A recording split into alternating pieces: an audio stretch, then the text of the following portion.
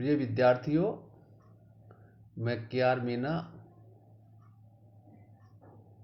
आचार्य राजनीति विज्ञान, राजकीय महाविद्यालय Dausa, MA final, paper 6 Indian government and politics, जो आज का टॉपिक जिसके ऊपर हम चर्चा करेंगे, सर्वोच्च न्यायालय।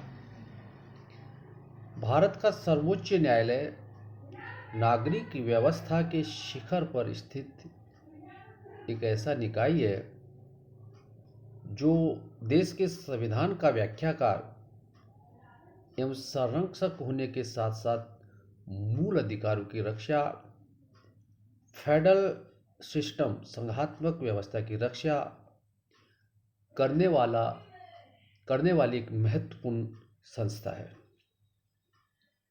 सर्वोच्च न्यायालय को देश की साधारण विधियों की व्याख्या के संबंध में अंतिम निर्णय देने का अधिकार प्राप्त है।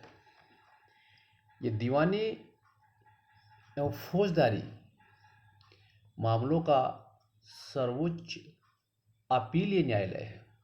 इस प्रकार संविधान के रक्षक, संघात्मक व्यवस्था के रक्षक और मूल अधिकारों के रक्षक के रूप में सर्वोच्च न्यायालय सर्वाधिक महत्वपूर्ण संस्था है। देखिए, जो फंडामेंटल राइट्स हैं, फेडरल सिस्टम है और कॉन्स्टिट्यूशंस की रक्षा का दायित्व अंतिम रूप से सुप्रीम कोर्ट को है। संविधान निर्माताओं ने भारत में सर्वोच्च न्यायालय को अंतिम न्यायालय के रूप में स्वीकार किया गया है। सर्वोच्च न्यायालय का संगठन, ऑर्गेनाइजेशन ऑफ सुप्रीम कोर्ट, संविधान के भाग 4 तथा अनुच्छेद 124 में सर्वोच्च न्यायालय के संगठन का उल्लेख किया गया है, जो इस प्रकार है। उच्चतम न्यायालय के न्यायाधीशों की संख्या, देखिए, मूल रूप से उच्चतम न्यायालय के लिए मुख्य न्यायाधीशों तथा 7 अन्य न्यायाधीशों की नियुक्ति की गई थी शुरू में, लेकिन 1985 में किए गए 54वें संवैधानिक संशोधन के अनुसार सर्वोच्च न्यायालय के न्यायाधीशों की संख्या 1 न्यायाधीश व 25 अन्य न्यायाधीश, अर्थात कुल 26 न्यायाधीश हैं। सर्वोच्च न्यायालय का जो कार्य स्थान है वो नई दिल्ली है। मुख्य न्यायाधीश राष्ट्रपति की सहमति से न्यायालय की बैठक कहीं भी बुला सकता है।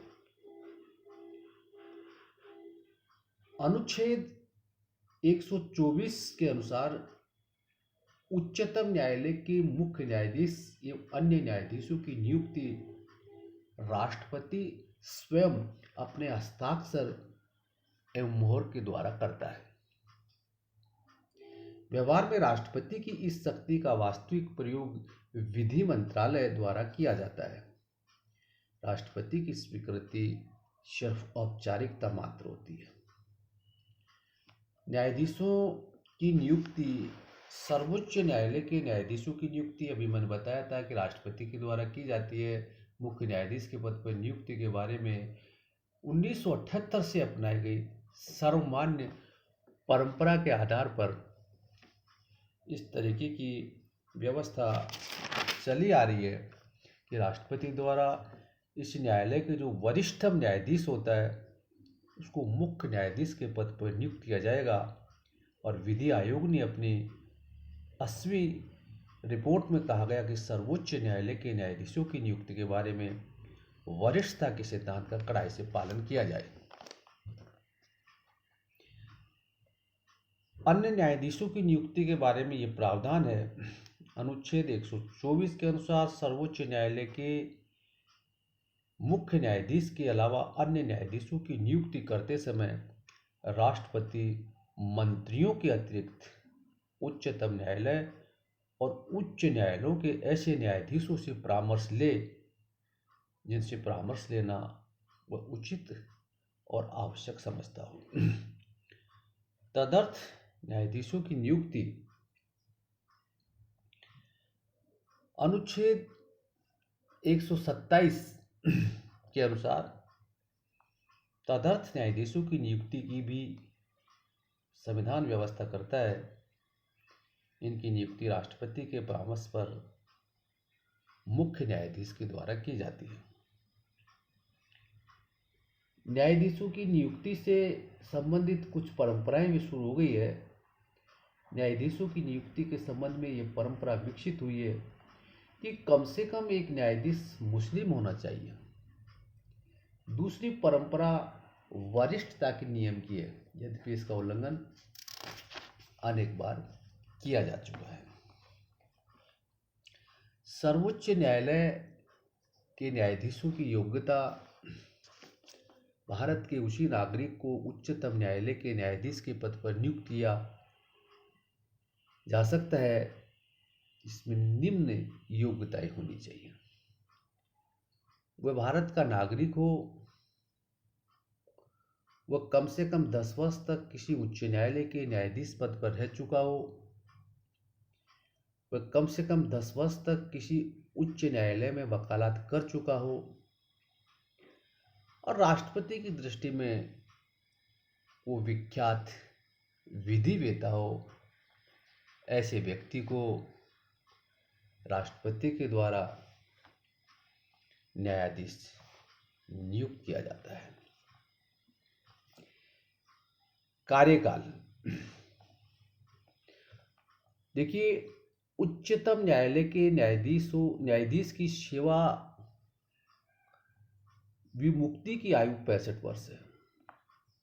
इस अवस्था से पूर्व वह स्वयं त्याग पत्र दे सकता है तथा उच्चतम न्यायालय के किसी न्यायाधीश को उसके पद से केवल प्रमाणित कदाचार या असंगता के आधार पर उसके लिए निर्धारित आयु से पूर्व भी हटाया जा सकता है। इस प्रकार के महाभियोग की कार्यविधि निश्चित करने का अधिकार संसद को है।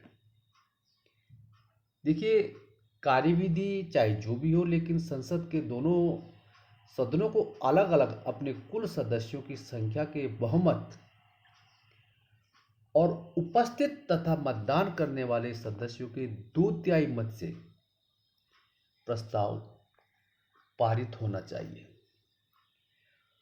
और ये प्रस्ताव राष्ट्रपति को भेजा जाएगा। उसके बाद राष्ट्रपति उस न्यायाधीश की पदच्युति का आदेश जारी करेगा। न्यायाधीश के विरुद्ध महाभियोग का प्रस्ताव एक ही सत्र में स्वीकार होना चाहिए तथा न्यायाधीशों को अपने पक्ष के समर्थन तथा उसकी पैरवी का पूरा अवसर प्रदान किया जाएगा। सर्वोच्च न्यायालय के न्यायाधीशों के वेतन, भत्ते और अन्य सेवा शर्तें। देखिए, वर्तमान समय में भारत के सर्वोच्च न्यायालय के मुख्य न्यायाधीश का वेतन 2,80,000 रुपये प्रति माह और अन्य न्यायाधीशों का वेतन 2,50,000 रुपये प्रति माह निर्धारित किया गया है। इन न्यायाधीशों को मासिक भत्ता, यात्रा, निवास सुविधा, स्टाफ कार, सीमित मात्रा में पेट्रोल तथा अन्य सुविधाएं भी प्राप्त होती है। उन्मुक्तियां। सर्वोच्च न्यायालय के न्यायाधीशों को अपने सभी कार्यों के लिए एवं निर्णयों के लिए आलोचना से मुक्ति प्रदान की गई है, किंतु न्यायालय के किसी निर्णय या किसी न्यायाधीश की सम्मति की शैक्षणिक दृष्टि से आलोचनात्मक विवेचना की जा सकती है। न्यायाधीशों पर यह आरोप नहीं लगाया जा सकता कि उन्होंने किसी प्रेरणा या हितवश एक प्रकार का निर्णय दिया। संसद के द्वारा भी महाभियोग के अतिरिक्त अन्य किसी रूप में न्यायाधीशों के आचरण पर विचार नहीं किया जा सकता है। तो प्रिय विद्यार्थियों,